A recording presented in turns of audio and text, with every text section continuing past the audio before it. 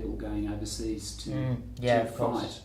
Now, okay, we have people who are in legitimate armies of countries that go and fight. Yes. Now, I think there are justifications for that. But say for young people going to fight with some group that's not part of a legitimate army or whatever, is that ever okay? Or what's your reflections as an ethicist on that? I think that the most obvious one is going to be the one that lots of people have said, and that's to say, well, it depends on the group a little bit. Were there a cohort of 300 young Australians who had wanted to travel to Rwanda to help to counteract the genocide that was going on there? I don't think it would be reasonable to say that they were wrong to do that. I think that people who assume that they have a responsibility to help people in need, when they have a power to do that, try to take some action to bring it about. I think to say that that was wrong is probably overselling it a little bit. We might not say that every person who can do something has a responsibility to travel overseas to fight against injustice wherever it occurs, but nonetheless, if we can show clearly that this is a fight against injustice, people who choose to travel there and commit their energies in whatever way, whether it's fighting, whether it's providing aid or support, I think that's quite a noble thing to do. But the obvious difficulty is that we don't always agree on which causes are just and which causes aren't. And so we see young people mobilising and going to fight for Islamic State, which none of them, if you ask them, are going to say, well, this is an unjust cause, but I really just feel like going off and fighting.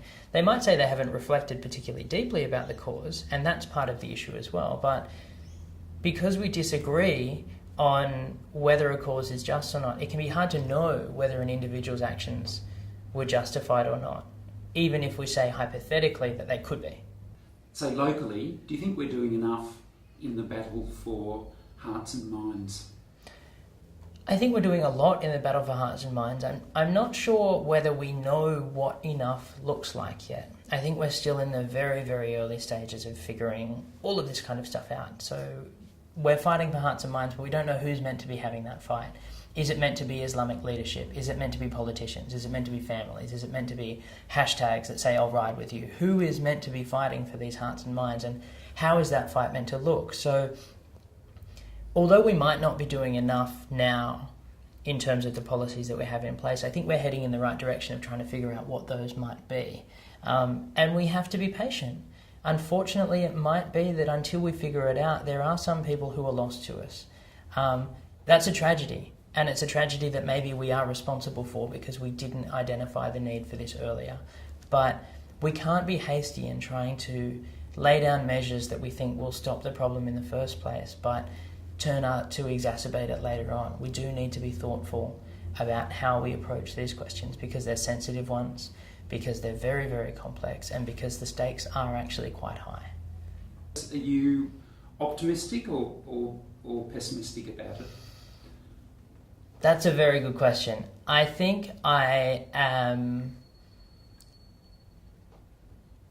optimistic in the sense that I trust that there is within humanity and in our shared struggle and within the recourses that we have both in the international system of states, the way that individuals relate to one another, and the faculties that each individual has to make ethical decisions and to be a moral human being. I will always have faith that we can overcome the difficulties that arise from circumstances or political situations and that type of thing. But with that said, it's not going to happen by accident. These are times that are difficult, and we need to recognise that there is a real struggle going on here, and there is an identified enemy. That enemy might not be as big as what some groups would describe them as. We're not fighting a war against an entire religion. We're fighting a war against a particular group of religiously motivated extremists. And we're fighting them all around the world. You know, there are Buddhist extremists fighting in some parts of the world. There are Christian extremists in others. The Muslim extremist is getting particular attention at the moment because there is quite a high spate of Islamically motivated terrorism that we're seeing and that we're hearing about. And the role of the media in this is another area of huge discussion. But I'm not pessimistic about the possibility of us avoiding some kind of grand global conflict. I just think that it's going to be hard and that it's going to take time, and it's going to take every person saddling in for the long haul and doing the work that needs to be done in terms of conversations, in terms of asking difficult questions, and talking to experts who have been asking those questions and having those conversations for a very long period of time. This is an area where we need more than just the political leadership in order to identify and solve the problem.